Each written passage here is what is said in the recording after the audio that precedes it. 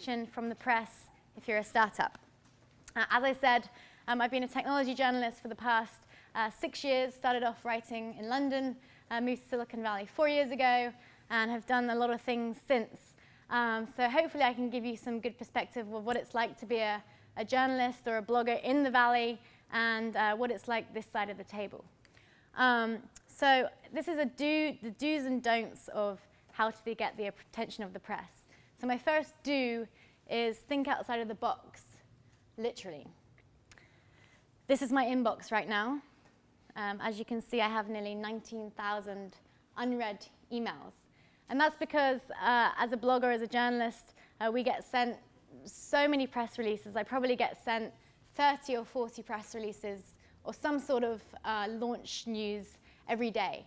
So when I say think outside of the box, try and use other platforms to communicate with bloggers and journalists.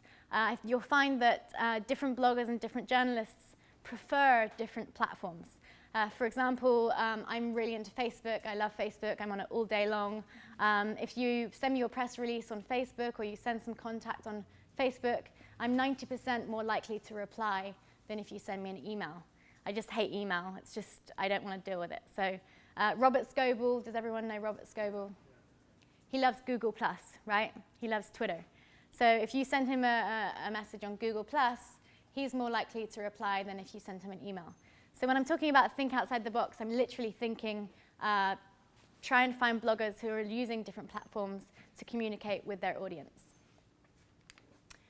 Do. Have an interesting story. So this is a quote from Michael Arrington. Actually, it was Robert Scoble who asked him one day, so what do you think you are? What are you? Are you a journalist? Are you a blogger? Are you a business guy? And he actually turned around and said, actually, I'm not a journalist. I'm an entertainer.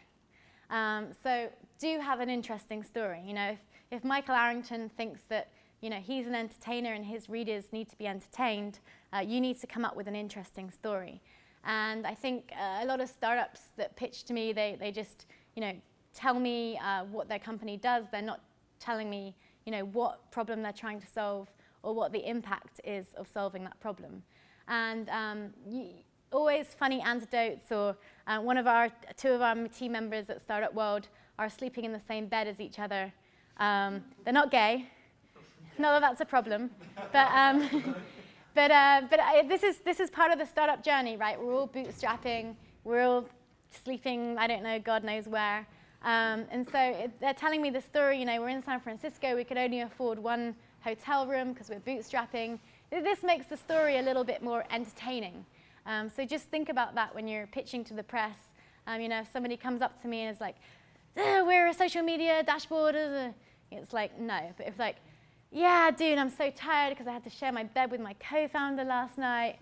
That creates an emotional reaction in me because it's funny. So do think of your story when you're pitching to journalists, and do make sure you have thought of how your story comes across. Do think of unusual ways to launch. We're living in a time where everyone has a startup, everyone's changing the world, everyone's raising $1 million, everyone has Ashton Kutcher as an investor. So, we're in a time where when you launch your startup, you're competing against probably 300 other startups that are launching on the same day as you.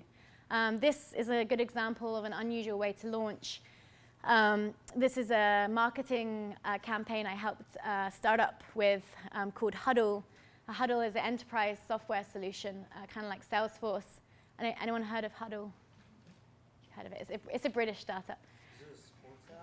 No, it's an enterprise solution. So this is Huddle on the right here. They're at this point, I think they were a 20-person startup, and they do exactly the same thing as Microsoft SharePoint. Now, obviously, Microsoft SharePoint is Goliath. It's this huge corporation, billions of dollars in backing. They were like, Hermione, how can we make some noise in the market? How can we get SharePoint customers to use Huddle? We have a better product. We have better UX, better design, better development, but how do we make noise? So we came up with this idea that we would march a 120-person marching band with cheerleaders with Huddle t-shirts into the Microsoft SharePoint conference in LA, in Anaheim. And this is like, you know, Microsoft's flagship conference in Anaheim. Everyone's like buttoned down, it's very serious. And, you know, we're this small little startup that has like hardly any budgets. We hire this marching band, and we marched them into the conference and around the conference center. Of course, the police were called. The cops came, and they closed us down. And we were covered in every tech blog, TechCrunch, The Next Web. The title was "Police Called as Microsoft Shuts Down Huddle." So that was like awesome. That was like the best press we could have ever got. Okay, it was slightly negative, but you know the quote, any press is good press. And also, you know, it was this big Goliath, this big corporation, Microsoft, evil, shutting down this small, thriving startup that was just trying to make some noise. So it was a good perspective in terms of a story. So do think of unusual ways to launch.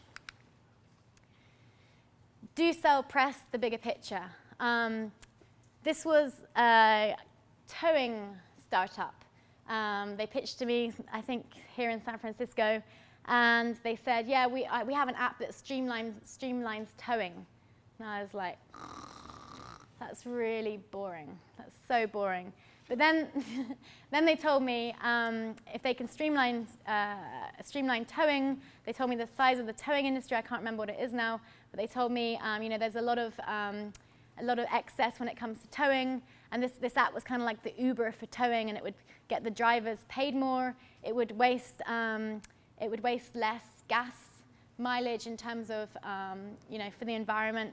And so, you know, by giving me the bigger picture here on their product, on their startup, then I could see that actually this small app, this Uber for towing, was actually a really sexy story. And I ended up writing about it. And the bigger picture was that they were saving the environment by using less trucks on the road. There was less waste. And so this was became a really interesting story. So just make sure when you're pitching, you know, you always kind of like zoom out and give the world view, the world picture.